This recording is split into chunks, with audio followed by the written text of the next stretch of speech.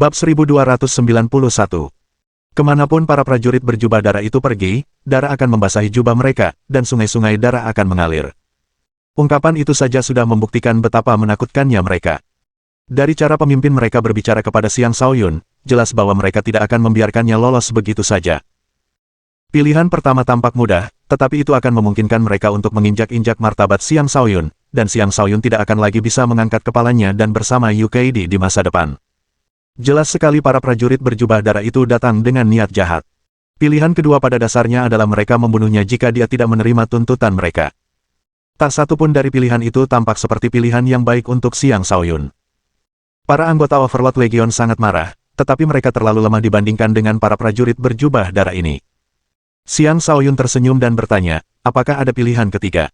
Bagaimana menurutmu? Tanya pemimpin itu dengan dingin. Kurasa ada satu, kata Xiang Shaoyun. Kau punya dua pilihan. Pilihan pertama, beritahu aku siapa yang mengirimmu ke sini.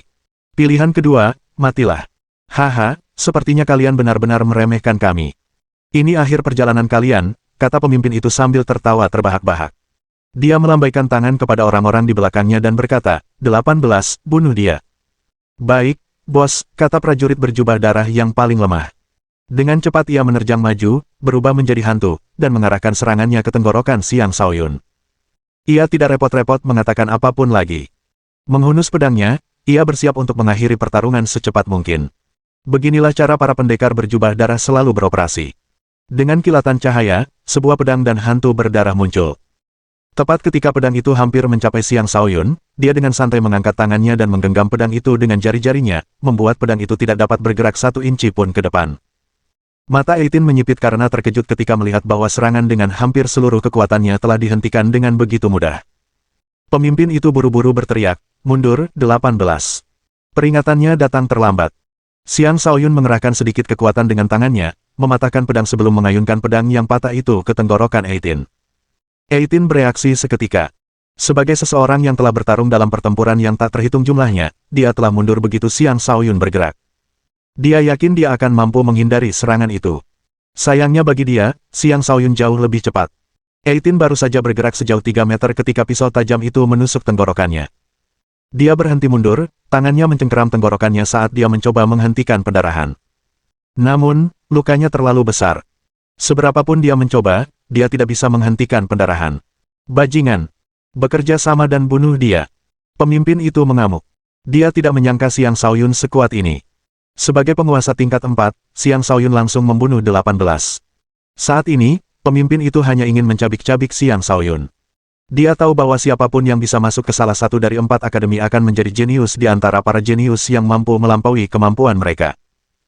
Namun, dia tidak percaya bahwa Xiang Shaoyun akan mampu membunuh Eitin, seorang sovereign tingkat 7, secara instan, padahal dia hanyalah seorang sovereign tingkat 4. Dia telah terlalu meremehkan Xiang Shaoyun.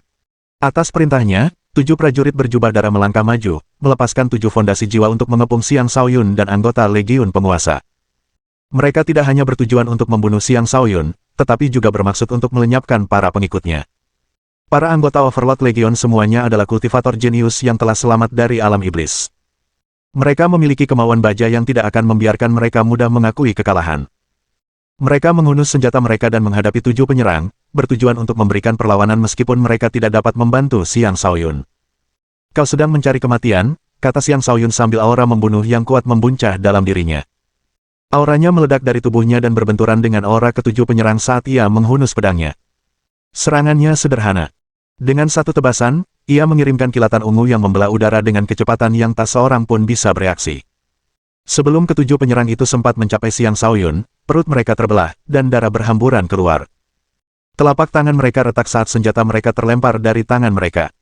Selanjutnya, Xiang Shaoyun berubah menjadi serangkaian hantu dan mengayunkan pedangnya berulang kali ke arah ke-7 penyerang itu. Suara mendesing. Sebelum mereka sempat bereaksi, 7 kepala melayang ke udara. Para prajurit berjubah darah itu pun berubah menjadi mayat berjubah darah. Mata pemimpin itu membelalak kaget, dan rasa dingin menjalar di punggungnya. Mereka selalu menang dalam setiap pertarungan yang mereka ikuti. Bahkan ketika berhadapan dengan penguasa tingkat puncak, mereka mampu memberikan perlawanan. Sekarang, seorang kultivator alam fondasi jiwa tingkat keempat dengan mudah membunuh 8 dari mereka. Pemimpin itu tidak percaya dengan apa yang dilihatnya. Sambil menyeret pedang berlumuran darah di belakangnya, Xiang Shaoyun perlahan berjalan menuju pemimpin mereka. Para anggota Overlord Legion semuanya memandang Xiang Shaoyun dengan rasa hormat di mata mereka. Bagi mereka, sosok yang berlumuran darah itu memiliki daya tarik yang tak terbatas. Bunuh. Bertarunglah dengan segenap kekuatanmu, perintah sang pemimpin. Ia sendiri akhirnya juga bergerak. 10 prajurit berjubah darah menyerang secara bersamaan, melepaskan badai serangan kepada Xiang Shaoyun, mengelilinginya dengan pedang merah yang tak terhitung jumlahnya. Bahkan seorang penguasa tingkat puncak pun akan terpaksa mundur menghadapi kekuatan sebesar itu. Adapun Xiang Shaoyun, ia langsung terjun ke dalam badai seperti sambaran petir. Ia dengan bebas melayang di tengah semua serangan, seolah-olah ia adalah ikan yang berenang bebas di air, menghindari semua serangan sambil mengayunkan pedangnya dengan gerakan lincah dan sederhana. Suara mendesing. Seketika itu juga, dua lawannya terkena serangan. Darah dan daging berhamburan kemana-mana. Bukannya berhenti, Xiang Shaoyun terus bergerak seperti hantu. Tak seorang pun mampu menandingi gerakannya saat niat pedangnya yang tak terbatas menyerang lawan-lawannya. Tak lama kemudian, dia membunuh 3 orang lagi. Bisa dikatakan bahwa dia pada dasarnya merenggut nyawa setiap 10 langkah yang diambilnya. Tak lama kemudian, hanya 3 orang yang selamat. Mereka sangat ketakutan sehingga kehilangan semua keberanian. Tanpa ragu-ragu, mereka berbalik dan lari. Sayangnya bagi mereka, Xiang Shaoyun jauh lebih cepat dari mereka. Dia langsung muncul di belakang salah satu dari mereka. Dengan satu ayunan pedangnya, dia membelah orang itu menjadi 2. Hampir pada saat yang bersamaan, Xiang Shaoyun berteleportasi dan muncul kembali di samping orang lain yang berjarak sekitar 1 kilometer. Dengan satu ayunan pedangnya, dia membelah orang itu menjadi 2. Keduanya terbunuh hampir bersamaan. Xiang Shaoyun begitu cepat sehingga orang bahkan tidak bisa melihat dengan jelas siapa di antara keduanya yang tewas lebih dulu. Pemimpinnya telah melarikan diri cukup jauh dan percaya bahwa dia telah berhasil lolos. Tiba-tiba, sebuah kaki yang besar muncul di atasnya dan menginjaknya, menghantamkannya ke tanah. Bab 1292. 18 prajurit berjubah darah adalah pasukan yang selalu menang. Mereka benar-benar memiliki kekuatan yang mendukung reputasi mereka. Sayangnya bagi mereka, mereka bukan apa-apa di hadapan Xiang Shaoyun. Bukan karena mereka lemah, tetapi Xiang Shaoyun terlalu kuat. Di hadapan kekuatan absolut, tidak ada yang berarti. Xiang Shaoyun menginjak pemimpin itu, menyebabkannya muntah darah dalam jumlah banyak. Kesombongannya yang sebelumnya lenyap sama sekali. Siapa yang mengirimmu? Katakan padaku, dan aku akan memberimu kematian yang mudah, kata Xiang Shaoyun. Haha, kalau begitu mari kita mati bersama, kata pemimpin itu. Ia menunjukkan sikap yang pantas bagi seseorang yang telah bangkit melalui pembantaian. Sambil tertawa terbahak-bahak, ia meledakkan dirinya sendiri, berniat untuk menyeret Xiang Shaoyun ke liang kubur juga. Sebuah ledakan dahsyat terjadi, menciptakan gelombang kejut yang menyebar luas. Pemimpin itu melancarkan serangan bunuh diri setelah menyadari bahwa dia tidak bisa lolos dari Xiang Shaoyun. Keberaniannya patut dipuji. Sayangnya, ledakan yang dilakukannya sendiri gagal melukai Xiang Shaoyun. Saat pemimpin itu meledak, Xiang Shaoyun telah mundur dengan cepat dengan 6 lapis gold plate yang melilit tubuhnya. Dia orang yang cukup tegas. Seandainya aku tahu ini, aku pasti akan fokus untuk menangkapnya, gumam Xiang Shaoyun sambil menghela napas. Legion Overlord bergegas mendekat. Tuan Agung, apakah Anda baik-baik saja? Tanya mereka dengan cemas. Xiang Shaoyun menggelengkan kepalanya. Aku baik-baik saja. Orang-orang ini saja tidak cukup untuk menyakitiku. Aku hanya penasaran mengapa mereka mengejarku. Seseorang berkata, bukankah mereka menuntut agar kau meninggalkan kakak Yukaidi? Mungkin mereka pengagumnya. Benar. Kakak Yu memiliki banyak pengagum. Tuan, wajar jika para pengagumnya datang kepada Anda, kata orang lain. Tidak, kau salah. 18 prajurit berjubah darah mungkin datang karena kakak perempuan kita, tetapi mereka juga punya pendukung, kata orang lain dengan serius. Jelas dia tahu lebih banyak daripada yang lain. Ceritakan lebih banyak lagi, kata Xiang Shaoyun. Xiang Shaoyun tahu bahwa orang ini adalah Dong Haiming, seorang kultivator alam kenaikan naga tingkat 8. Dia tidak terkenal, tetapi tentu saja dia bukan orang yang mudah dikalahkan karena dia adalah murid Akademi Naga Phoenix. Seharusnya 18 prajurit berjubah darah dikenal sebagai 19 prajurit berjubah darah. Pemimpin mereka yang sebenarnya adalah seseorang bernama Sue Buyi. Dia jauh lebih kuat daripada gabungan kekuatan mereka semua. Ada rumor bahwa dia adalah seorang Sudosein. Karena dia telah melampaui anggota lainnya terlalu jauh, mereka mengganti nama menjadi 18 prajurit berjubah darah karena mereka tidak ingin menjadi beban baginya, kata Dong Haiming. Seseorang berseru dengan takjub, Sue Buyi. Dia adalah seseorang yang mampu masuk 100 besar ekspedisi perburuan iblis. Sue Buyi. Baiklah. Akan kukirim dia ke saudara-saudaranya jika ada kesempatan, kata Xiang Shaoyun sambil mencibir. Tuan Agung, jangan remehkan Sue Bui. Dia memiliki kain berlumuran darah yang konon berasal dari medan perang kuno. Kain itu telah menyerap darah dari banyak ahli kuno. Ada pepatah yang mengatakan bahwa ketika kain berlumuran darah muncul, bahkan para Sein pun harus mundur. Ini jelas bukan kata-kata kosong, Dong Haiming memperingatkan dengan sungguh-sungguh. Ungkapan itu memang cukup untuk menunjukkan betapa menakutkannya kain berlumuran darah itu. Dengan kain itu, Sue Bui memiliki kekuatan untuk menghadapi para Sein. Xiang Shaoyun menjadi jauh lebih serius setelah mendengar itu. Baiklah, aku akan mengawasinya.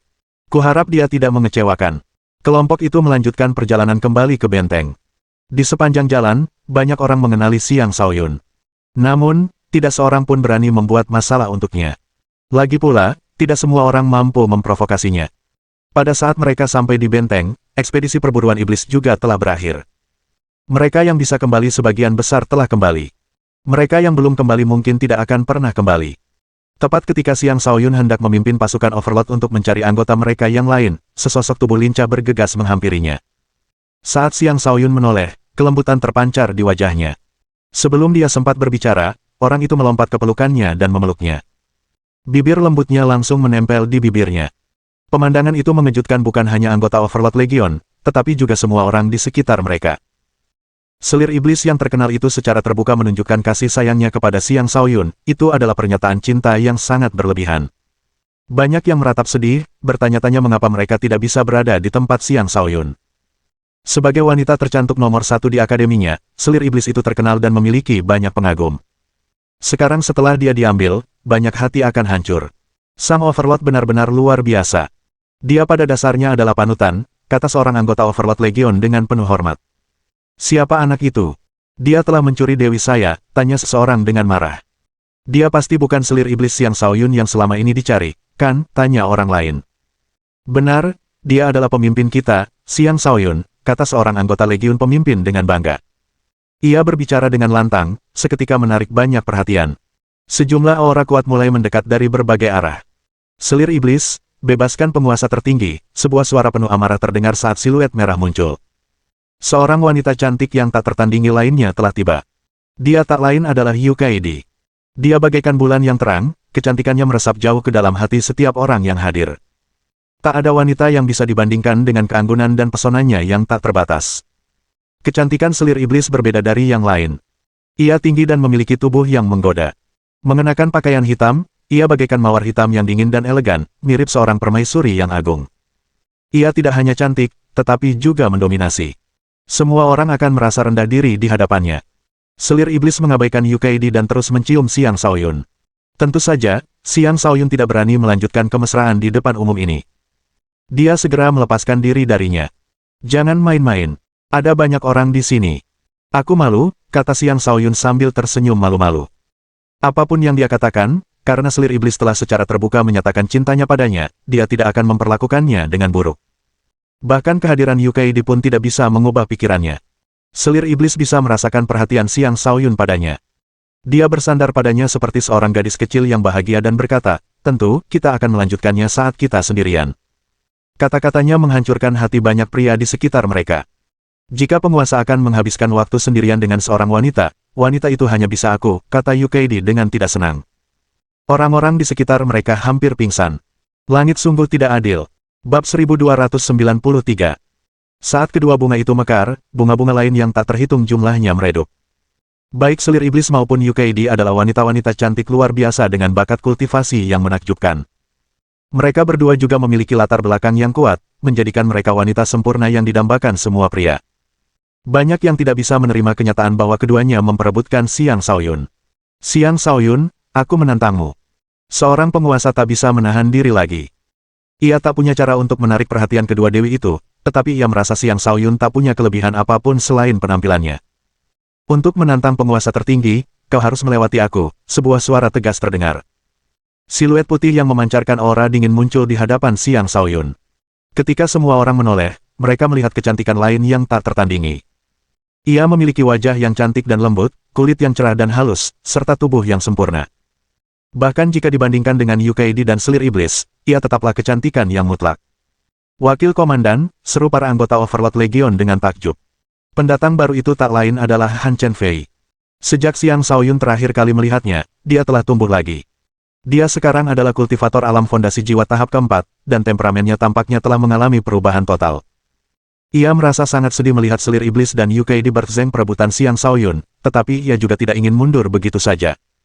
Pria yang mampu menarik perhatian kedua wanita itu jelas merupakan pria luar biasa yang layak diperjuangkan.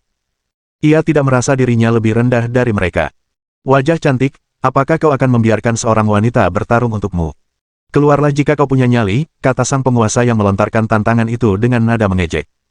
Hentikan omong kosong ini. Kau tidak layak melawan penguasa tertinggi, kata Han Chen Fei. Sebelum Xiang Shaoyun sempat berkata apapun, dia menyerang penguasa.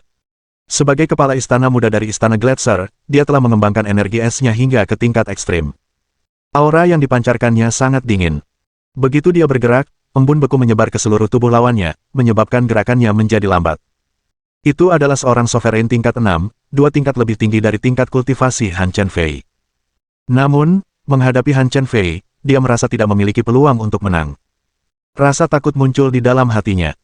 Karena kau ingin bertarung untuknya, aku akan memberimu pelajaran terlebih dahulu, teriak sang penguasa dengan marah setelah menyadari rasa takutnya sendiri. Dia mengerahkan seluruh kekuatannya dan menyerang Han Chen Fei. Dialah yang memiliki tingkat kultivasi lebih tinggi. Dia tidak akan membiarkan dirinya gentar menghadapi Han Chen Fei. Sang penguasa memiliki fondasi yang kokoh dalam kultivasinya. Namun, Han Chen Fei terlalu kuat. Pedang esnya memancarkan energi yang sangat dingin yang membekukan sang penguasa hanya dengan 3 tebasan. Sang penguasa berubah menjadi patung es, bahkan fondasi jiwanya pun membeku. Orang-orang di sekitarnya terkejut. Mereka tidak menyangka Han Chen Fei akan sekuat itu. Seorang penguasa tingkat 6 telah dikalahkan hanya dengan 3 tebasan. Menarik. Gadis kecil, kenapa kau tidak bersenang-senang denganku? Aku tidak akan merepotkan Xiang Shaoyun, kata seorang penguasa lain. Dengan tatapan penuh nafsu, pendatang baru itu menyerang Han Chen Fei. Kalahkan aku dulu kalau kau mau bicara, kata Han Chen Fei. Ia merasa sangat buruk setelah melihat interaksi kedua wanita itu dengan Xiang Shaoyun, dan ini adalah kesempatan sempurna baginya untuk melampiaskan amarahnya. Dengan raungan, ia menyerang tanpa perlu berkata apa-apa lagi. Aku berbeda dari sampah yang kau hadapi tadi, kata sang penguasa sambil mencibir. Ia berubah menjadi embusan angin dan menghadapi Han Chen Fei. Kristal es berbenturan dengan bila angin. Tabrakan itu menciptakan banyak gelombang kejut yang menyebar ke segala arah. Penyerang itu adalah seorang sovereign tingkat 7 puncak. Dia memang lebih kuat dari penyerang sebelumnya. Dengan mengandalkan kecepatannya, dia mencegah Han Chen Fei membekukannya. Taktiknya terbukti benar. Han Chen Fei tidak dapat langsung melakukan apapun padanya, tetapi itu tidak berarti dia akan menang. Apakah kau akan menonton saja saat seseorang memperlakukannya seperti itu? Tanya selir iblis. Sambil berbicara, dia mencubit pinggangnya dengan keras. Dia bisa melihat bahwa Han Chen Fei jelas salah satu pengagum Xiang Shaoyun. Mengapa dia harus memperjuangkannya jika bukan karena itu? Dia bisa mengalahkan lawan ini sendirian, kata Xiang Shaoyun tanpa daya. Di mana kau selama 2 tahun terakhir? Tanya Yukai dengan enggan. Xiang Shaoyun memasang ekspresi bersalah di wajahnya. Dia menarik Yukai ke dalam pelukannya. Dengan satu lengan merangkul Yukai dan lengan lainnya merangkul selir iblis, dia secara terbuka menikmati kebersamaan dengan 2 wanita cantik. Ceritanya panjang. Akan kuceritakan setelah ini selesai, kata Xiang Shaoyun sambil menghela napas. Ada hal-hal yang tidak tahu bagaimana ia jelaskan. Orang-orang di sekitarnya diliputi rasa iri ketika melihatnya. Sebuah ratapan tiba-tiba mengalihkan perhatian semua orang darinya. Sang penguasa telah kehilangan satu lengannya. Saat ini ia sedang terbang sambil meratap kesakitan. Sang penguasa selalu percaya diri dengan kecepatannya. Dia mencoba meraih bagian belakang Han Chen Fei dengan kecepatannya, tetapi dia tidak menyadari bahwa itu adalah celah yang ditinggalkan Han Chen Fei untuknya. Ketika dia tiba, embun beku yang mengerikan menyelimuti tubuhnya. Sebelum dia bisa melepaskan diri dari embun beku itu, lengannya terputus. Han Chen Fei tentu saja tidak akan membiarkannya lolos begitu saja. Dia berteriak, kau berani memanfaatkan aku. Matilah. Semakin lama pertarungan berlangsung, Han Chen Fei tampak semakin ganas. Energi esnya membanjiri area di depannya saat dia mengirimkan fondasi jiwanya, yang tampak seperti platform kristal, terbang menuju penguasa. Sang penguasa telah kehilangan semua keberaniannya saat ia melarikan diri dalam kepanikan. Namun, cuaca dingin yang ekstrim menyebabkan kedua kakinya membeku. Embun beku terus menyebar, benar-benar menghambat gerakannya. Kemudian, Han Chen Fei mendatanginya dan menebasnya dengan pedangnya. Ampuni aku, pinta sang penguasa. Sayangnya bagi dia, Han Chen Fei sedang diliputi amarah yang membara. Dia tidak menunjukkan belas kasihan dan melemparkan kepalanya hingga terpental jauh. Siapa lagi yang ingin menantang penguasa tertinggi? Aku akan membunuh kalian semua, tanya Han Chenfei setelah mendarat di tanah. Para pria di sekitarnya melihatnya dari sudut pandang yang sama sekali baru. Mereka menyadari bahwa dia tidak lebih lemah dari selir iblis atau Yukaidi. Fei, sayangku, akhirnya aku menemukanmu. Aku akan menjadikanmu istriku. Ikutlah denganku, sebuah suara gembira tiba-tiba terdengar. Wajah Han Chenfei berubah menjadi tidak sedap dipandang. Bab 1294. Han Chenfei tidak sepopuler Yukaidi di Akademi Naga Phoenix, tetapi dia juga sangat cantik. Di Akademi Naga Phoenix, kecantikannya hanya kalah dari Yukaidi, dan dia juga memiliki banyak pengagum. Pendatang baru itu tak lain adalah salah satu pengagumnya. Namanya Li Feng, juga dikenal sebagai orang gila, seorang penguasa tingkat 9. Dia terpikat setelah melihat Han Chenfei di alam iblis dan telah mengikutinya sejak saat itu. Saat Han Chenfei bergerak bersama anggota Overlord Legion, dia tidak bisa melepaskan diri dari cengkeramannya. Bagaimanapun, dia telah menahan diri di dekatnya dan bahkan membantu mereka membunuh banyak iblis. Han Chenfei sama sekali tidak tertarik padanya. Dia sudah memiliki orang lain di hatinya. Kemudian, mereka diserang oleh iblis-iblis kuat. Saat Li Feng sibuk melawan iblis-iblis itu, Han Chenfei akhirnya berhasil melarikan diri darinya. Sekarang setelah Li Feng kembali padanya, suasana hati Han Chenfei langsung berubah buruk. Seorang pria tegap turun dari langit. Dengan penampilan yang berantakan, tombak tergantung di punggungnya dan sebotol minuman keras di tangannya, ia tampak sangat riang. Saat bertarung, seolah-olah ia sedang berusaha mati. Itulah sebabnya ia dikenal sebagai orang gila. Kekuatan tempurnya sebanding dengan para sovereign tingkat puncak, dan ia berada di peringkat 10.000 teratas di antara semua peserta ekspedisi perburuan iblis. Perlu diketahui bahwa ada sekitar 40.000 peserta dalam ekspedisi tersebut. Mereka yang berada di peringkat 10.000 teratas semuanya adalah ahli di antara para ahli. Li Feng, berhenti mengoceh omong kosong. Aku tidak tertarik padamu, kata Han Chenfei. Bukan hal mudah baginya untuk menanamkan rasa kagum pada para penonton. Dia tidak ingin rasa kagum itu hancur begitu saja. Tentu saja, dia juga tidak ingin Xiang Shaoyun melihatnya terlibat dengan pria lain. Fei, aku sangat menyukaimu. Aku akan menggunakan seluruh hidupku untuk melindungimu. Tidak akan ada yang bisa menyakitimu. Percayalah padaku, kata Li Feng dengan sungguh-sungguh. Aku sudah punya pacar, kata Han Chenfei dingin. Mustahil. Selain aku, siapa lagi yang pantas untukmu, kata Li Feng dengan takjub. Tidak masalah apa yang ingin kau percayai. Berhentilah menggangguku mulai sekarang, kata Han Chenfei dengan tegas. Aku tidak peduli. Kaulah satu-satunya wanita yang akan kucintai seumur hidupku. Selain kau, aku tidak akan memiliki perasaan untuk wanita lain. Ikutlah denganku, kata Li Feng. Sesuai dengan julukannya, ia mulai bertingkah seperti orang gila dan menyerbu ke arah Han Chenfei, mencoba membawanya pergi dengan paksa. Han Chenfei sudah siaga menghadapinya. Ia mengerahkan seluruh kekuatannya dan membentuk dinding es di depannya, mencegah Li Feng mendekatinya. Namun, Li Feng terlalu kuat. Tubuhnya yang tegap menabrak dinding dan menghancurkannya. Tidak ada yang bisa menghentikan cintaku padamu, teriak Li Feng seperti orang gila. Begitukah? Biar kubah kau menjadi es, kata Han Chenfei dingin. Dia mengayunkan pedangnya, menciptakan hujan es dan menyerang Li Feng dengan butiran es yang tak terhitung jumlahnya. Dia adalah salah satu murid jenius dari Akademi Naga Phoenix. Kekuatannya tidak perlu diragukan. Dengan fisik es bawaan, dia dapat mengeluarkan kekuatan ekstrim yang dapat menandingi kekuatan sovereign di puncaknya. Ekspresi main-main muncul di wajah Li Feng. Dia bahkan tidak repot-repot menggunakan senjatanya dan menghadapi serangan yang datang hanya dengan tinjunya. Pukulannya sangat dahsyat, menghancurkan semua butiran es yang datang. Aura yang mengesankan terpancar darinya saat dia memukul dengan membabi buta, menunjukkan kekuatan yang cukup mengesankan. Orang-orang di sekitarnya tercengang melihatnya. Entah mengapa, pukulannya memancarkan sensasi misterius. Bahkan setelah Li Feng berhasil menembus serangannya, Han Chenfei tetap tenang.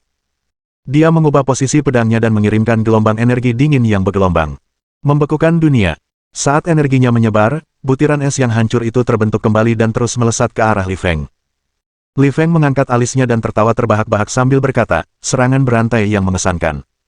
Energi es membekukan tubuhnya, dengan cepat mengubahnya menjadi patung es. Orang-orang di sekitarnya bersorak, bagus sekali. Mereka bisa melihat bahwa langkah pertamanya hanyalah umpan. Langkah kedua adalah langkah mematikan yang sebenarnya. Dengan kedua langkah itu, dia mampu membekukan Li Feng. Tentu saja, Han Chenfei menyadari bahwa Li Feng tidak akan dikalahkan semudah itu. Dia menggenggam pedangnya erat-erat dan menebas Li Feng. Bukannya membunuhnya, dia justru berusaha meningkatkan kekuatan energi esnya. Dia tahu bahwa Li Feng tidak akan mudah terjebak. Benar saja, tepat saat energi esnya tiba, lapisan es di sekitar tubuh Li Feng retak. Es itu kemudian meledak dengan keras. Bongkahan es berterbangan ke segala arah saat Li Feng maju. Dengan ayunan pedangnya, Han Chen Fei mengubah semua bongkahan es yang berterbangan ke arahnya menjadi air. Fei Fei, ikutlah denganku. Jangan memaksaku untuk menghunus senjataku, pinta Li Feng alih-alih mengambil kesempatan untuk menyerang. Silakan saja. Jangan berpikir bahwa aku takut padamu, kata Han Chen Fei dengan tegas. Hah, perasaanku padamu tulus. Mengapa kau memaksaku menggunakan kekerasan, kata Li Feng sambil menghela napas. Perlahan ia menarik tombak panjang dari punggungnya, mengambil posisi yang aneh, dan menyerbu maju. Tombak hijau itu tampak berubah menjadi belalang sembah hijau, dan langsung melesat ke arah Han Chen Fei. Ia buru-buru menghindari serangan itu, tetapi pakaiannya tetap robek di bagian bahu. Sebelum ia sempat bereaksi, Li Feng menyerangnya lagi dengan kecepatan luar biasa dan mengayunkan tombaknya 8 kali. Han Chen Fei benar-benar tak berdaya. Ia hanya bisa terus menghindari serangan-serangan itu. Banyak luka sayatan muncul di pakaiannya, dan akhirnya, keempat kakinya yang telanjang terlihat di hadapan semua orang, membuatnya tampak sangat menyedihkan. Fei Fei, ikut aku. Kau bukan tandinganku. Aku tidak ingin menyakitimu, kata Li Feng dengan percaya diri. Matilah kau, orang gila, teriak Han Chen Fei sambil melepaskan seluruh energi esnya dan menggunakan kekuatan es yang dahsyat, membekukan seluruh lingkungan sekitarnya. Banyak sekali duri es terbentuk di udara dan melesat ke arah Li Feng. Ini tidak ada gunanya. Hancurkan, kata Li Feng.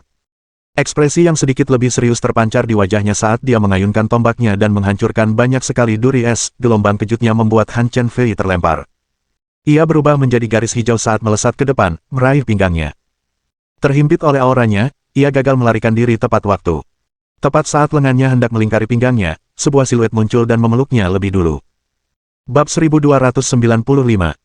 Orang yang menculik Han Chen Fei tepat di depan mata Li Feng tak lain adalah Xiang Shaoyun.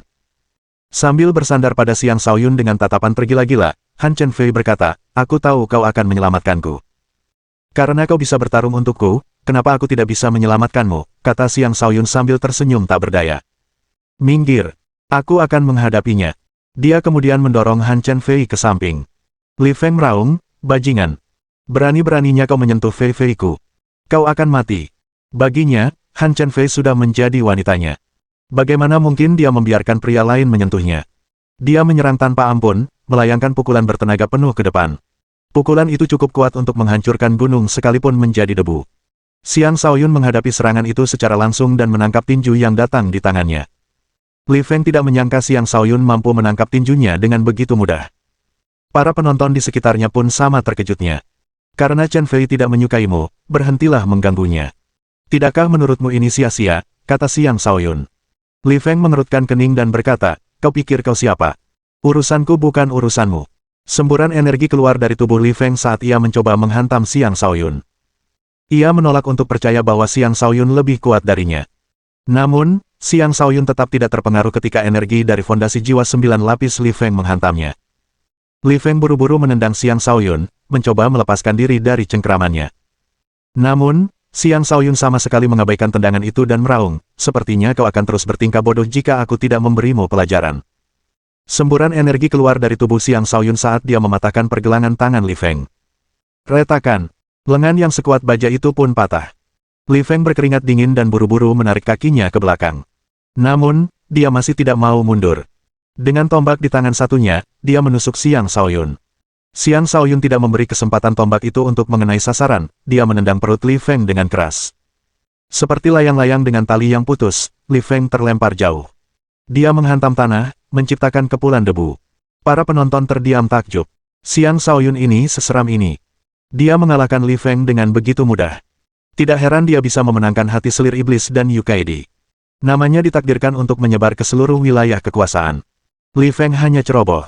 Saat dia menjadi gila, tidak ada yang bisa menghentikannya. Teruslah menonton. Saya punya firasat bahwa pertunjukan yang bagus akan segera berlangsung. Li Feng merangkak kembali berdiri dan menatap tajam Xiang Shaoyun. Dia meraih lengannya yang patah dengan tangan lainnya dan dengan paksa mengembalikannya ke posisi semula, menunjukkan daya tahan terhadap rasa sakit yang jarang dimiliki orang lain. Siapakah kau? Tanya Li Feng, tatapannya tak pernah lepas dari Xiang Shaoyun. Sebelum Xiang Shaoyun sempat berkata apapun, Han Chen Fei berkata, dialah orang yang kusukai. Jika kau bisa mengalahkannya, aku tidak keberatan mengikutimu. Kata-katanya menyebabkan para pria di sekitarnya menjadi semakin bermusuhan terhadap Xiang Shaoyun. Semua wanita cantik diperebutkan olehnya. Lalu apa yang harus mereka lakukan? Jika tatapan mereka bisa berubah menjadi pedang, Xiang Shaoyun pasti sudah terpotong-potong. Xiang Shaoyun mengabaikan semua orang yang memperhatikan dan berkata dengan acuh tak acuh, kalian ingin tahu namaku agar bisa mengejarku. Tentu. Dengarkan baik-baik, namaku Xiang Shaoyun. Jadi kau Xiang Shaoyun. Baiklah. Terima satu serangan lagi dariku. Jika kau masih bisa menghentikannya, aku akan berhenti mengganggu Fei Fei, kata Li Feng dengan ekspresi sedikit terkejut. Tanpa menunggu jawaban Xiang Shaoyun, ia menyatu dengan tombaknya dan menikam Xiang Shaoyun. Belalang sembah menolak kereta. Li Feng melepaskan seluruh energi astral miliknya dan menggabungkannya dengan fondasi jiwanya untuk membentuk belalang sembah yang tampak ganas, mengelilingi Xiang Shaoyun dengan banyak bila energi yang membuatnya tidak mungkin melarikan diri. Ini adalah serangan terkuatnya, dan kekuatannya setara dengan seseorang di puncak alam fondasi jiwa. Semua penonton sepenuhnya fokus pada konfrontasi tersebut, mencoba melihat apakah Xiang Shaoyun dapat bertahan dari serangan itu. Mereka merasa bahwa meskipun Xiang Shaoyun kuat, dia seharusnya tidak mampu menghadapi serangan itu secara langsung. Lagi pula, tingkat kultivasinya lebih rendah. Bahkan jika dia memiliki kekuatan tempur yang mengesankan, menghadapi serangan ini secara langsung bukanlah tindakan yang bijaksana. Namun, mereka semua salah. Serangan itu bukanlah apa-apa bagi Xiang Shaoyun. Energi petir yang kuat meledak dari tubuh Xiang Shaoyun saat dia menyerbu ke arah serangan yang datang. Ledakan. Dengan ledakan dahsyat, dua energi berbeda tersebar ke segala arah. Kemudian, seseorang terlempar jauh, meninggalkan jejak darah di langit. Tidak ada yang bisa melihat apa yang terjadi pada saat tabrakan. Tetapi melihat bahwa salah satu dari keduanya terlempar, mereka dapat menebak apa yang telah terjadi. Tuan, jangan buang waktu lagi di sini. Anda harus menyerahkan poin kontribusi Anda, ingatkan Yukaidi. Baginya, semua yang terjadi di sini tidak penting. Lagi pula, dia tidak ingin melihat Xiang Shaoyun terlalu terlibat dengan Han Chen Fei. Ayo pergi, kata Xiang Shaoyun acuh tak acuh sambil pergi bersama anak buahnya, tanpa melirik Li Feng sekalipun. Li Feng merangkak kembali berdiri. Ketika dia melihat Xiang Shaoyun sama sekali mengabaikannya, dia muntah darah lagi karena amarah yang meluap. Dengan marah, dia meraung, Xiang Shaoyun, seseorang akan segera memberimu pelajaran. Xiang Shaoyun tentu saja tidak terganggu oleh kata-katanya. Bukan berarti dia tidak peduli dengan ancaman, tetapi dia hanya percaya diri dengan kekuatannya sendiri. Dia memiliki kepercayaan diri untuk menghadapi ancaman apapun. Lagi pula, dia adalah seseorang yang bahkan telah membunuh Saint Iblis. Tidak ada seorang pun dengan tingkat kultivasinya yang dapat mengulangi prestasi itu. Sebelum Xiang Shaoyun dapat mencapai aula kontribusi, anggota Legiun Penguasa tiba dari segala arah. Sekitar 2.000 anggota Legiun Penguasa telah memasuki alam iblis, tetapi kurang dari 1.000 yang kembali. Setelah menyadari hal itu, Xiang Shaoyun menghela napas dan berkata, jalan menuju puncak kultivasi juga merupakan jalan yang dipenuhi mayat. Sejak zaman dahulu kala, mereka yang ingin mencapai puncak kultivasi harus menempa diri mereka sendiri dengan mempertaruhkan nyawa. Mereka yang gagal dalam penempaan akan binasa. Itulah jalan kultivasi. Semua murid akademi adalah individu yang berbakat, tetapi selain bakat, usaha dan keberuntungan juga dibutuhkan untuk berkembang. Akhirnya, rombongan tersebut sampai di aula kontribusi. Bab 1296. Aula kontribusi adalah tempat poin kontribusi manusia yang telah membunuh iblis dicatat. Aula ini juga merupakan tempat di mana manusia diberi penghargaan atas prestasi gemilang mereka melawan iblis. Sejak zaman dahulu kala, manusia dan iblis tidak dapat hidup berdampingan. Manusia tidak ingin iblis memasuki wilayah kekuasaan mereka, sementara iblis tidak ingin hanya tinggal di wilayah iblis. Karena itu, kedua ras tersebut selalu bermusuhan satu sama lain. Karena itulah, balai kontribusi didirikan. Balai ini bertanggung jawab untuk menekan iblis dan memberi penghargaan kepada manusia yang telah membantu. Adapun iblis, mereka tidak pernah berhenti ingin menghancurkan balai kontribusi dan menaklukkan wilayah kekuasaan tersebut. Pada saat itu, sejumlah besar orang berkumpul di depan aula sumbangan. Satu demi satu orang memasuki aula dengan piring sumbangan mereka untuk mencatat poin mereka. Karena banyaknya peserta ekspedisi perburuan setan dan fakta bahwa ekspedisi telah berakhir, banyak orang kembali untuk mencatat kontribusi mereka. Peringkat kontribusi terus diperbarui. Sejauh ini, orang dengan poin kontribusi tertinggi adalah seseorang bernama Dimi. Dimi berasal dari tempat yang tidak diketahui dan telah memperoleh 230 poin suci dan 700 miliar poin kontribusi. Poin suci hanya diberikan kepada mereka yang berhasil membunuh para suci iblis. Dengan 230 poin suci, Dimi telah membunuh beberapa para suci iblis. Seorang Saint Iblis tingkat pertama akan memberikan seseorang 10 poin suci. Seorang Saint Iblis tingkat kedua akan menggandakan poin tersebut. Seorang Saint Iblis tingkat ketiga juga akan menggandakan poin tersebut lebih lanjut, sehingga seseorang mendapatkan 40 poin suci. Dengan cara itu, membunuh Saint Iblis yang berbeda akan memberikan poin suci yang sesuai. Poin kontribusi biasa tidak ada apa-apanya dibandingkan dengan poin suci. Tanpa adanya Santo yang berpartisipasi dalam ekspedisi, siapapun yang memiliki poin suci adalah seorang jenius yang mampu membunuh Santo tanpa harus menjadi Santo. Melalui prestasinya, Dimi menjadi salah satu orang yang paling terkenal dalam ekspedisi tersebut. Posisi kedua ditempati oleh Dugu Kyubei. Ia telah memperoleh 220 poin suci dan 830 miliar poin kontribusi. Prestasinya sebanding dengan Dimi, tetapi ia berada di peringkat kedua karena memiliki poin suci yang lebih sedikit. Dengan fisik kekacauan primal miliknya, tidak mengherankan jika Dugu Kyubei memperoleh hasil seperti itu. Ekspedisi ini membuktikan bahwa ia berkembang pesat dalam jalur kultivasinya. Di peringkat ketiga adalah seseorang bernama Hui Meng dari Akademi Bela Diri Sejati. Dia adalah seorang murid yang bergabung pada angkatan sebelumnya. Dia tidak begitu terkenal sebelumnya, tetapi dia meraih ketenaran selama ekspedisi dengan menunjukkan kekuatan tempurnya yang mengesankan. Di peringkat keempat adalah seorang pangeran dari dinasti abadi wilayah tengah bernama He Changsheng. Dia memiliki kekuatan tempur yang luar biasa, aura kekaisaran yang kuat, dan kemungkinan besar akan menjadi kaisar dinasti abadi berikutnya. Di peringkat kelima adalah Namong Wudi dari klan Namong, salah satu dari 8 klan kuno utama. Ia juga dikenal sebagai penguasa nomor 1, seseorang yang memiliki kekuatan untuk membunuh para orang suci. Di peringkat keenam adalah Gong Yue, seorang ahli dari Istana Surgawi. Dia adalah wanita dengan peringkat tertinggi di antara para peserta dan juga seorang wanita yang sangat cantik dengan banyak pengagum. Di peringkat ketujuh adalah Sue Buyi, orang yang diceritakan oleh Dong Haiming dari Legion Overlord kepada Xiang Shaoyun. Sue Buyi jauh lebih kuat daripada 18 prajurit berjubah darah yang dipimpinnya. Yang mengejutkan, Situ Dilin juga masuk dalam peringkat 100 besar di posisi ke-67. Sebagai kultivator alam fondasi jiwa tahap 7, cukup mengejutkan baginya untuk menduduki posisi setinggi itu. Tentu saja, peringkatnya mungkin masih berubah, tetapi perubahannya tidak akan terlalu besar. Sejauh ini, belum satu pun anggota Overlord Legion yang berhasil masuk peringkat 100 besar. Bahkan individu-individu kuat seperti Ouyang Chuanqi dan Han Chen Fei pun tidak mampu masuk peringkat 100 besar. Begitu pula dengan Selir Iblis dan Yukaidi. Namun, performa mereka tetap mengesankan, karena peringkat mereka hanya sedikit lebih rendah dari 100 besar. Lagi pula, mereka masih muda, dan tingkat kultivasi mereka lebih rendah daripada beberapa peserta lainnya. Seandainya ekspedisi perburuan iblis diadakan beberapa puluh tahun kemudian, mereka pasti akan menempati peringkat yang lebih baik. Dengan munculnya Xiang Shaoyun, istana kontribusi dipenuhi dengan kebisingan dan kegembiraan. Namanya sudah terkenal di alam iblis, tetapi hanya sedikit yang pernah melihatnya. Karena itu, kemunculannya menarik banyak perhatian. Melihat Xiang Shaoyun memasuki aula dengan Selir Iblis dan Yukaidi di sisinya, semua pria dipenuhi rasa iri, dan semua wanita memandanginya dengan penuh kekaguman, berharap bisa menggantikan Selir Iblis dan Yukaidi.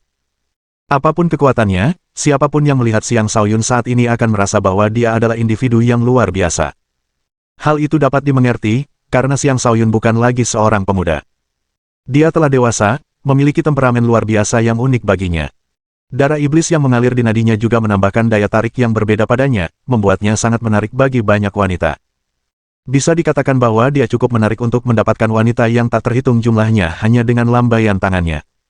Overlord, berapa banyak poin kontribusi yang kau miliki? Apakah kau pikir kau bisa masuk 100 besar? Tanya Yukaidi. Untuk putaran seleksi menantu kali ini, klan Yu akan mempertimbangkan orang yang berada di peringkat pertama terlebih dahulu sebelum mempertimbangkan orang lain di peringkat 10 besar. Siapapun yang tidak dapat memperoleh poin yang cukup untuk masuk ke peringkat 10 besar tidak layak mendapat perhatian mereka. Lagi pula, kekuatan klan Yu sudah jelas terlihat oleh semua orang. Bahkan, mereka sendiri memiliki anggota di peringkat 100 teratas. Selain itu, Yukaidi adalah seseorang dengan bakat kultivasi yang luar biasa. Mereka mampu bersikap selektif dalam memilih menantu mereka. Aku tidak tahu. Aku bahkan belum mengeceknya, kata Xiang Shaoyun sambil mengangkat bahu. Dia tidak berbohong. Dalam 3 tahun terakhir, dia belum pernah sekalipun melihat papan kontribusinya. Dia tidak tahu berapa banyak poin kontribusi yang telah dia peroleh. Dia juga tidak berpikir bahwa poin kontribusinya akan memengaruhi hubungannya dengan Yukaidi. Yukaidi memasang ekspresi yang sedikit tidak wajar. Dia tidak berharap Xiang Shaoyun bisa masuk 10 besar, tetapi dia masih berharap dia bisa masuk 100 besar agar negosiasinya dengan klannya lebih mudah. Tak disangka, beberapa anggota klan Yu muncul. Nona muda, ini bukan waktu yang tepat bagimu untuk tinggal bersama laki-laki manapun, nasihat seorang wanita tua dengan hormat. Di belakang wanita tua itu ada sekitar selusin orang. Tak satu pun dari mereka yang lemah, dan mereka semua adalah penguasa tingkat puncak. Yu Xiang juga termasuk dalam kelompok itu. Inilah pria yang telah kupilih. Dengan siapa lagi aku akan bersama jika bukan dia, kata Yu Keidi sambil mengerutkan kening. Nona muda, para tetua klan telah memutuskan. Pria yang pantas untukmu hanyalah Dimi, yang berada di peringkat pertama. Tidak ada pria lain yang layak untukmu, kata wanita tua itu. Selain dia, tak ada pria lain yang pantas untukku, kata Yu Keidi dengan tegas. Ekspresi wanita tua itu dan orang-orang di belakangnya berubah. Mereka tidak menyangka bahwa Yu Keidi akan membangkang klan. Kakak, jangan keras kepala, kata Yu Xiang sambil buru-buru memberi isyarat dengan matanya. Yu Keidi mengabaikannya dan tetap berdiri di tempatnya. Keidi adalah wanitaku. Pulanglah dan beritahu para tetuamu bahwa aku, Xiang Shaoyun, akan datang membawa hadiah untuk melamarnya, kata Xiang Shaoyun dengan tegas sambil merangkul pinggang Yu Keidi. Hadiah terbaik yang bisa kau berikan adalah melampaui Dimi dalam peringkat. Bisakah kau melakukannya? Kata wanita tua itu dengan nada menghina.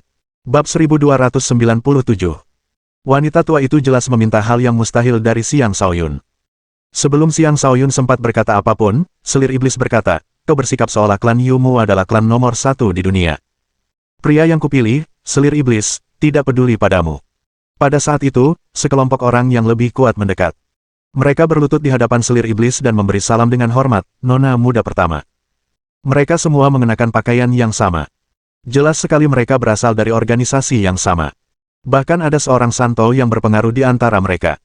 Dari sikap mereka, jelas bahwa selir iblis memiliki latar belakang yang luar biasa. Ketika wanita tua itu melihat mereka, pupil matanya menyempit sambil berseru, kalian dari sekte iblis kegelapan. Orang-orang di sekitar mereka gemetar mendengar nama itu. Ketakutan memenuhi mata mereka ketika mereka menatap selir iblis. Ada banyak sekali organisasi dengan berbagai ukuran di wilayah kekuasaan itu, tetapi hanya beberapa yang berkuasa di atas yang lain. Sekte Iblis Kegelapan adalah salah satu organisasi tersebut. Mereka sangat kuat di luar imajinasi.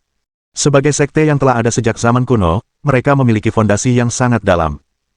Klan Yu mungkin merupakan klan kuno yang kuat, tetapi bahkan mereka takut pada raksasa seperti Sekte Iblis Kegelapan. Latar belakang selir iblis selalu menjadi misteri, dan sekarang akhirnya terungkap. Yu Keidi merasakan krisis saat mengetahui identitasnya. Tampaknya selir iblis itu bahkan bisa dengan bebas memutuskan pernikahannya sendiri, tidak seperti dirinya. Tuan Agung, ungkapkan poin kontribusi Anda. Sebagai seseorang yang pernah mengalahkan Dugu Kyubei dan merebut tempat pertama, saya yakin Anda tidak akan mengecewakan kami kali ini juga. Benar kan, kata selir iblis dengan percaya diri. Meskipun Xiang Shaoyun hanya meningkatkan tingkat kultivasinya dari tingkat ketiga ke tingkat keempat alam fondasi jiwa selama 3 tahun terakhir, selir iblis dapat merasakan bahwa Xiang Shaoyun telah menjadi jauh lebih kuat. Dia yakin bahwa selama Xiang Shaoyun menghilang, dia telah mengumpulkan banyak poin kontribusi. Seharusnya tidak sulit baginya untuk meraih posisi pertama. Dia sebenarnya tidak peduli dengan peringkatnya, tetapi dia ingin melihatnya menamparkan wajah klan Yu dan membantu mereka sadar. Hehe, aku juga ingin melihat seberapa mampunya dia, kata wanita tua itu sambil mencibir. Saat dia mengatakan itu, orang lain tertawa dan berkata, hehe, banyak yang bermimpi melampaui tuan muda saya, tetapi orang seperti itu belum muncul. Saya harap pemuda ini benar-benar cukup mampu untuk mengajari tuan muda saya bahwa selalu ada seseorang yang lebih kuat di luar sana. Orang yang berbicara itu adalah seorang pria parubaya yang tegap. Ia mengenakan pakaian kuno namun elegan, seolah-olah ia datang dari masa lalu. Sosok ini diselimuti misteri. Entah mengapa, Xiang Shaoyun dapat merasakan sedikit permusuhan yang terpancar dari pria itu. Permusuhan itu tersembunyi dengan baik, tetapi ia tetap berhasil merasakannya. Ini kakak Dicuan. Saya baru saja akan mengunjungi Anda bersama nona muda saya, kata wanita tua itu dengan sopan. Pendatang baru itu tak lain adalah seseorang dari pihak Dimi. Dari keramahan klan Yu memperlakukannya, jelas bahwa dia juga bukan orang sembarangan. Ketika Xiang Shaoyun mendengar nama pria itu, dia berpikir dalam hati, seseorang dari klan Di. Jika orang ini benar-benar berasal dari klan yang sama dengan Dilin, maka tekanan padanya akan meningkat. Dari banyaknya rasa hormat yang ditunjukkan klan Yu kepada mereka, kekuatan mereka tampak jelas. Mereka mungkin dapat dengan mudah menghancurkan sekte Ziling jika mereka mau. Sementara Xiang Shaoyun sedang berpikir keras, Tang Longfei tiba bersama ayahnya. Tuan Gubernur, sapa banyak orang. Tang Zhan mengangguk kepada orang-orang di sekitarnya sebelum berjalan menuju Xiang Shaoyun. Dia berkata, Shaoyun, kau akhirnya kembali. Jika kau masih hilang, Long Fei mungkin akan menyuruhku mengirim seseorang ke sana untuk mencarimu. Xiang Shaoyun memberi hormat kepada Tang Zhan dan berkata, maaf telah membuatmu khawatir. Aku yakin kau tidak akan mati semudah itu, kata Tang Zhan sambil menepuk bahu Xiang Shaoyun. Sikapnya menunjukkan dengan jelas bahwa dia berada di sini untuk mendukung Xiang Shaoyun. Seorang gubernur seperti Tang Zhan mungkin tampak tidak penting, tetapi hanya ada 4 kota Bloodsin di seluruh wilayah kekuasaan. Gubernur biasa tidak dapat dibandingkan dengan gubernur dari salah satu kota tersebut. Seseorang seperti dia jelas memiliki latar belakang yang tidak dapat diremehkan siapapun. Gubernur Tang, apakah ini keponakan Anda? Tanya wanita tua itu. Ya, ini keponakan saya. Saya menganggapnya seperti anak saya sendiri, kata Tang Zhan, menegaskan pendiriannya. Kata-katanya memenuhi hati Xiang Shaoyun dengan kehangatan. Begitu. Kalau begitu, sebaiknya kau awasi dia. Pastikan dia tidak bermimpi terlalu besar. Nona muda saya tidak ditakdirkan untuk pria seperti dia, kata wanita tua itu. Kau benar-benar berpikir wanita-wanita dari klan Yumu begitu istimewa. Leluhur kecil klanku sama sekali tidak peduli dengan klanmu, sebuah suara tidak senang terdengar. Xiang Chenxi muncul dari kerumunan. Di belakangnya, diikuti oleh murid-murid Akademi Bela Diri Sejati dan orang-orang dari klan Xiang. Dari mana asal anak ini? Beraninya kau tidak menghormati klan Yu kami. Apakah kau mencari kematian? Bentak wanita tua itu dengan marah. Aura wanita itu meledak dan turun ke arah Xiang Chenxi. Namun sebelum auranya mencapai Xiang, seseorang dari klan Xiang melangkah maju dan meraung, berani sekali. Sebutkan namamu. Biar kulihat apakah kau benar-benar seseorang yang tak bisa kami provokasi, tanya orang suci klan Yu. Hehe. Klan Xiang, kata orang suci klan Xiang sambil mencibir. Klan Xiang yang hilang itu, tanya wanita tua itu. Orang suci klan Xiang mendengus tidak senang. Kau benar-benar berani menunjukkan dirimu di depan umum.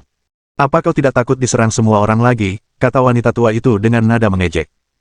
Klan Xiang kita mampu menghapus keberanian mereka melalui pembantaian. Apa yang harus kita takutkan? Xiang Shaoyun akhirnya berbicara. Kemudian dia merangkul Yu Kaidi dan menciumnya. Yu Kaidi tidak melawan. Sebaliknya, dia membalas dengan hangat. Wanita tua itu sangat marah. Orang suci dari klan Di juga menunjukkan ekspresi yang tidak menyenangkan. Ayo pergi. Aku akan menunjukkan poin kontribusiku, kata Xiang Shaoyun sambil mengeluarkan piring kontribusinya dan mendekati sebuah batu besar yang elegan di aula. Batu besar itu bertugas memeriksa dan memverifikasi poin kontribusi seseorang. Seseorang hanya perlu menekan lempengan kontribusinya ke batu itu untuk memeriksa poinnya. Semua orang menunggu, penasaran ingin melihat berapa banyak poin yang telah diperoleh Xiang Shaoyun. Bab 1298. Xiang Shaoyun dapat dianggap sebagai individu yang terkenal. Pengumuman tentang poin kontribusinya tentu saja menarik banyak perhatian.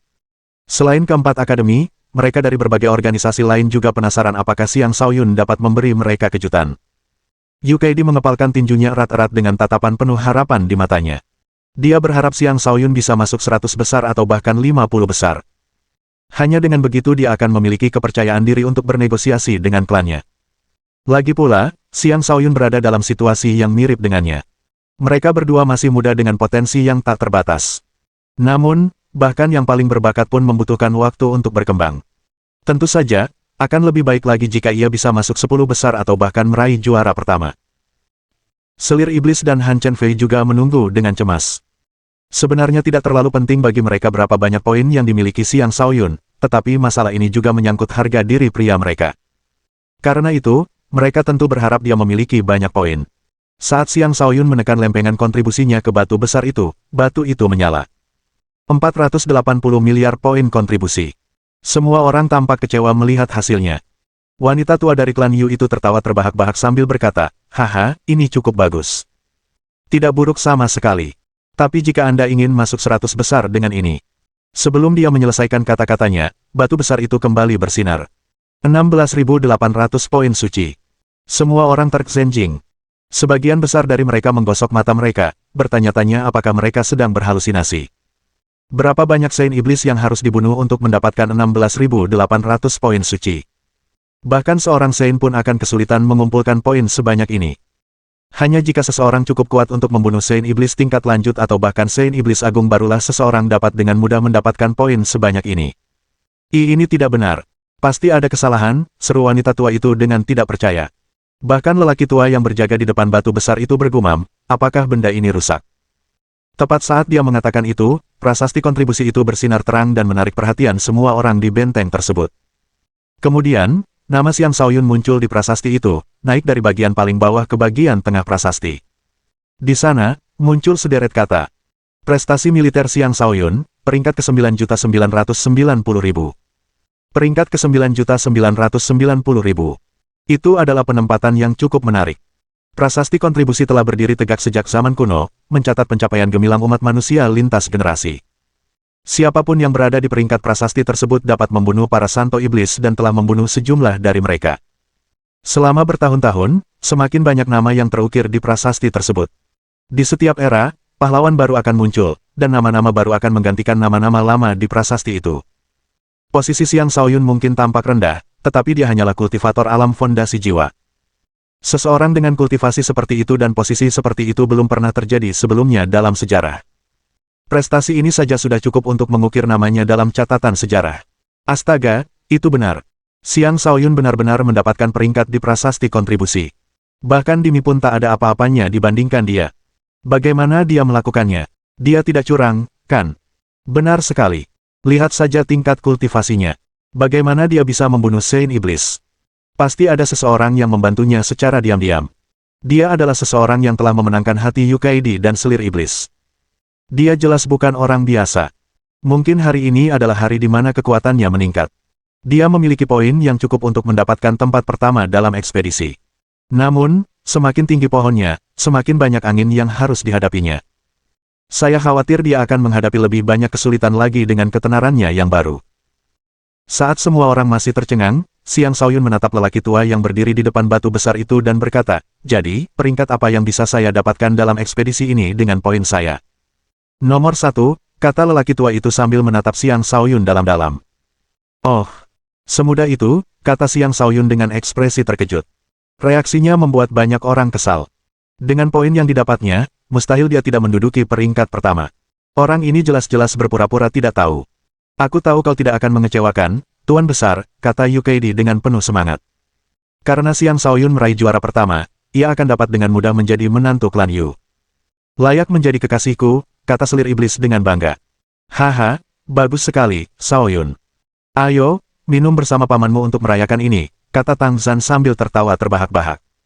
Para anggota Overlord Legion satu persatu memberi selamat kepada Xiang Shaoyun.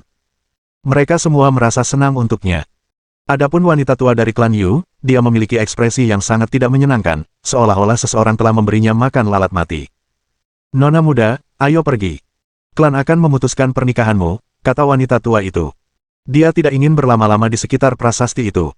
Rasanya seperti seseorang menamparkan wajahnya dengan keras. Beberapa saat yang lalu, dia masih mencemooh Xiang Shaoyun. Detik berikutnya, Xiang Shaoyun menduduki peringkat pertama. Itu terlalu memalukan baginya, jadi dia tidak bisa tinggal di sini lagi. Kenapa terburu-buru?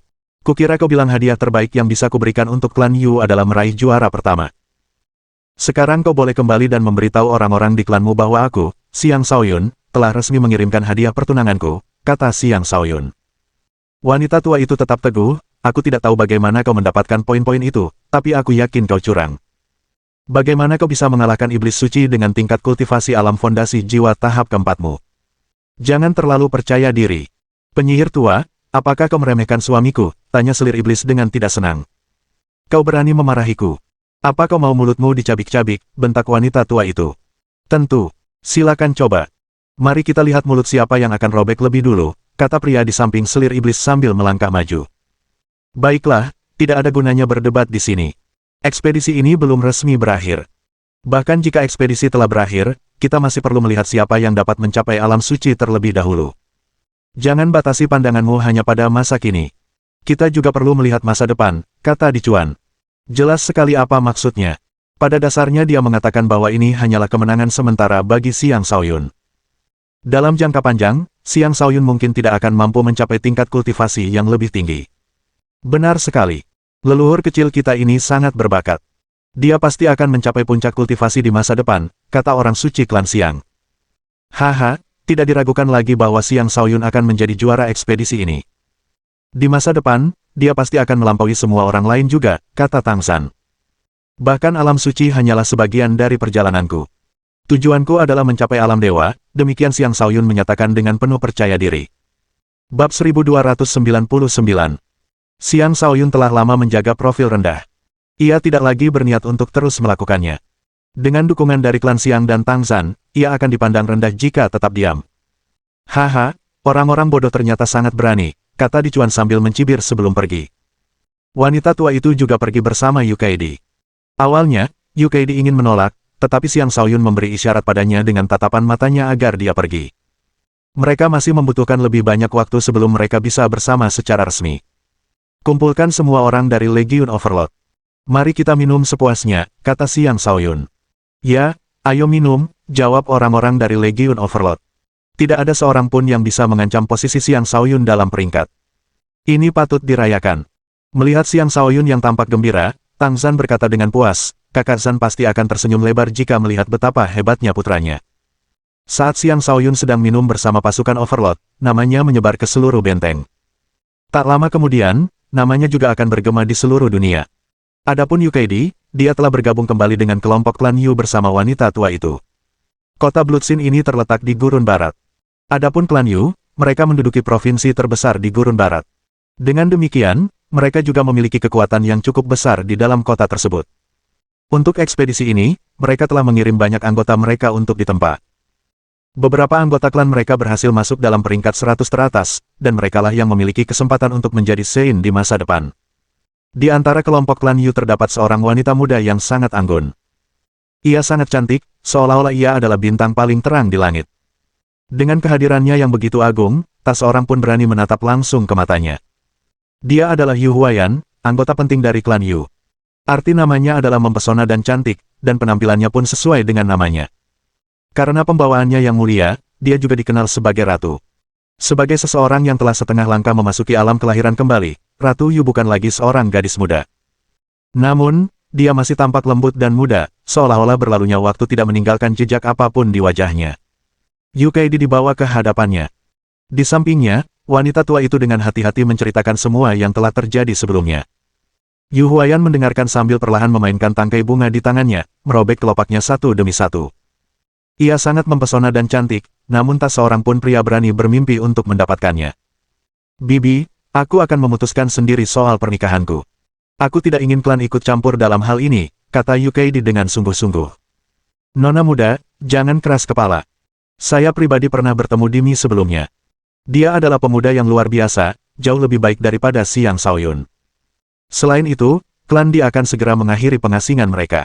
Sebagai pangeran klan, dia memiliki prospek yang tak terbatas. Cukup, kau boleh pergi. Aku akan bicara dengannya, kata Yu Huayan sambil melambaikan tangannya. Wanita tua itu tidak berani membantah perintah tersebut. Ia membungkuk sebelum pergi. Yu Huayan tersenyum dan berkata, Kaidi, temperamenmu sangat mirip denganku. Kau tidak akan pernah berubah pikiran. Namun, orang-orang tua itu yang memiliki keputusan akhir dalam hal ini. Sepertinya orang-orang klan Di telah mencapai kesepakatan dengan mereka. Selama kau menikah dengan anggota klan Di, kedua klan kita akan membagi seluruh Gurun Barat di antara kita. Yu Kaidi tercengang. Gurun Barat adalah salah satu dari 9 wilayah kekuasaan dan merupakan wilayah yang sangat luas. Klan Yu selalu menduduki satu provinsi di wilayah tersebut dan tidak pernah mencoba untuk berekspansi. Kali ini, mereka benar-benar berencana untuk bekerja sama dengan klan Di untuk menaklukkan seluruh Gurun Barat. Jika berita ini tersebar, seluruh wilayah kekuasaan akan terkejut. Apa latar belakang klan Di sehingga mereka memiliki kepercayaan diri seperti itu? Tanya Yu Kaidi. Para bangsawan yang berduka, kata Yu Huayan. Yu Kaidi tercengang. Klan kerajaan manapun adalah kekuatan super yang mutlak. Klan kerajaan yang berduka pada dasarnya adalah klan kerajaan yang telah dicopot dari kekuasaan. Klan Di ini jelas merupakan salah satu klan yang telah memutuskan untuk keluar dari persembunyian. Klan Di saat ini mungkin belum sekuat di masa kejayaannya dulu, tetapi karena mereka berani mengincar separuh Gurun Barat, jelas bahwa mereka telah mengumpulkan kekuatan yang cukup untuk berbagi seluruh wilayah dengan klan Yu. Tidak ada yang berani meremehkan klan seperti ini. Tidak heran jika klan Yu berencana menikahkan Yu Kaidi dengan Dimi. Aku tidak peduli siapa mereka. Aku akan mengambil keputusan sendiri. Tidak ada yang bisa mengubah pikiranku. Paling buruk, aku akan meninggalkan klan, kata Yu Kaidi dengan tegas. Hehe, menarik. Aku jadi sangat penasaran dengan pria yang bisa mendapatkan kesetiaan seperti itu darimu, kata Yu Huayan sambil tersenyum. Dia adalah reinkarnasi Overlord, kata Yukaidi. Xiang Dingtian bereinkarnasi. Murid Yu Huayan menyusut. Ya, kau tahu identitasku dengan baik. Katakan pada klan untuk tidak memaksaku, atau apa yang terjadi di kehidupan sebelumnya akan terulang. Mungkin keadaan akan lebih buruk kali ini, kata Yukaidi dengan tatapan rumit di matanya. Jika sejarah terulang, jika dia masih berani menunjukkan taringnya pada seorang wanita, aku akan mendukung keputusanmu, kata Yu Huayan dengan sedikit tatapan gila di matanya. Di suatu tempat yang tidak jauh dari benteng, sekelompok orang telah berkumpul. Jumlah mereka tidak banyak, tetapi masing-masing sangat kuat. Di antara mereka ada seorang pria berusia 30-an. Ia duduk bersila di atas sebuah batu besar dengan mata tertutup. Saat bermeditasi, seolah-olah ia telah menyatu dengan dunia di sekitarnya, seolah-olah ia telah melupakan segala sesuatu di sekitarnya. Dia memang tidak terlalu tampan, tetapi wajahnya tegas dan bersudut, tampak seperti dipahat. Mengenakan jubah merah gelap dengan sulaman naga emas, dia memancarkan aura keagungan yang tak tertandingi. Di depan lututnya terdapat pedang yang dihiasi dengan ukiran burung merah terang. Pedang itu memancarkan energi api yang berputar-putar di sekitar tubuhnya. Dia adalah Dimi, seorang pangeran dari klan Di, yang menduduki peringkat kedua dalam peringkat ekspedisi perburuan iblis. Dicuan muncul di hadapannya, berlutut dengan hormat, dan berkata, "Pangeran, orang lain telah meraih juara pertama." Jawab Dimi dengan tenang. Yukaidi dari klan Yu menentang pernikahan tersebut dan secara terbuka menyatakan dukungannya kepada Xiang Shaoyun, orang yang menempati peringkat pertama, kata Dicuan. Xiang Shaoyun, gumam Dimi. Di hadapannya, seberkas energi menggeliat dan berubah menjadi kata-kata, menulis nama Xiang Shaoyun di udara. Dia membuka matanya dan meniup nama itu dengan lembut, menyebarkannya menjadi ketiadaan. Aku butuh seseorang dengan darah Phoenix. Yukaidi hanya boleh menjadi milikku. Siapapun yang menghalangi jalanku akan mati, kata Dimi dengan nada membunuh. Apakah aku yang harus mengatur semuanya? Tanya Dicuan. Tidak. Panggil Sue Bui. Sudah waktunya dia berpesta darah, kata Dimi. Bab 1300. Seorang tamu tak diundang telah tiba di kediaman Tang San. Tamu itu memiliki aura yang samar di sekitarnya, sehingga mustahil bagi siapapun untuk melihat penampilan aslinya. Dari auranya, jelas bahwa dia adalah seorang ahli yang sangat kuat. Tang San menyambut tamu itu dengan hormat, mengejutkan semua orang yang melihat perilakunya. Seseorang dengan status setinggi gubernur kota Bloodsin benar-benar memberi hormat kepada seseorang. Jelas bahwa tamu itu bukanlah orang biasa. Apakah putra Xiang Yangzan benar-benar menggabungkan 9 kekuatan? Tanya pengunjung itu. Tang San mengangguk. Ya, putraku, Tang Longfei, dapat menjadi saksi atas hal ini. Terlebih lagi, Xiang Shaoyun telah mengandalkan fusi ini untuk mengalahkan Dugu Qiubai selama kompetisi antar 4 akademi. Informasi ini dapat dipercaya. Sang pengunjung berkata, bagus sekali. Setelah ini selesai, rekrut dia ke dalam organisasi. Kita membutuhkan seseorang yang berbakat seperti dia untuk menjaga wilayah ini. Aku akan berusaha sebaik mungkin, tapi aku khawatir dia sama keras kepalanya seperti ayahnya, kata Tang San setelah ragu-ragu sejenak. Itu karena ayahnya menolak bergabung, makanya Sekte Ziling tidak mendapat perlindungan. Jelaskan padanya. Jika dia pintar, dia akan tahu apa yang harus dilakukan, kata pengunjung itu sambil mendengus. Lagi pula, para petinggi memerintahkanmu untuk berhenti membantunya jika dia menolak bergabung. Biarkan saja dia. Ketahuilah bahwa banyak orang mulai tertarik pada kemampuannya untuk menggabungkan 9 kekuatan. Utusan, Shaoyun bahkan belum mencapai alam pertempuran surga, ingatkan Tang San.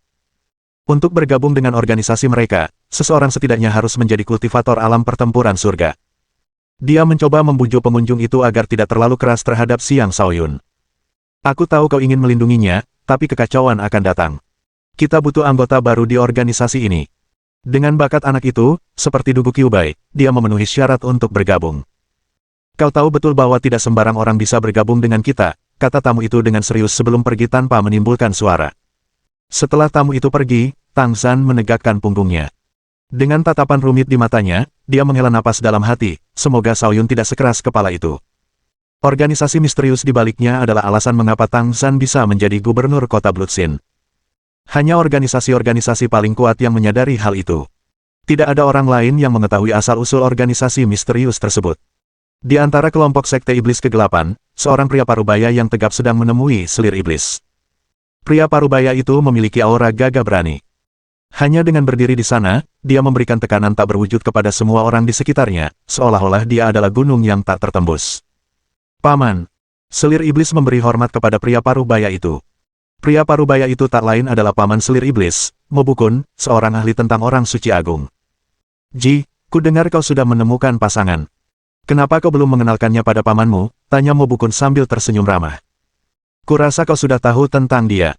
Aku akan membawanya kembali ke sekte dan segera memperkenalkannya kepada ayah, kata selir iblis.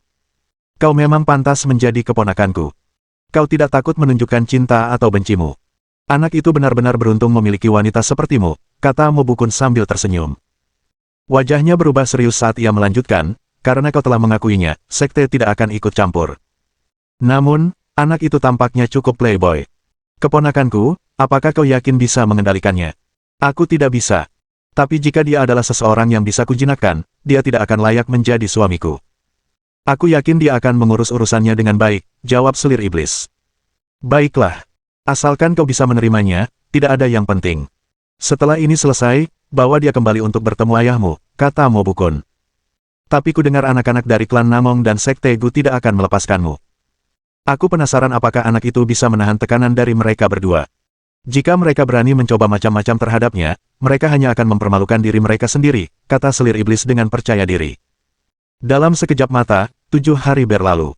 Semakin banyak orang kembali dan mengirimkan poin mereka, menyebabkan peringkat sedikit berubah. Song Tiandao berhasil masuk 10 besar.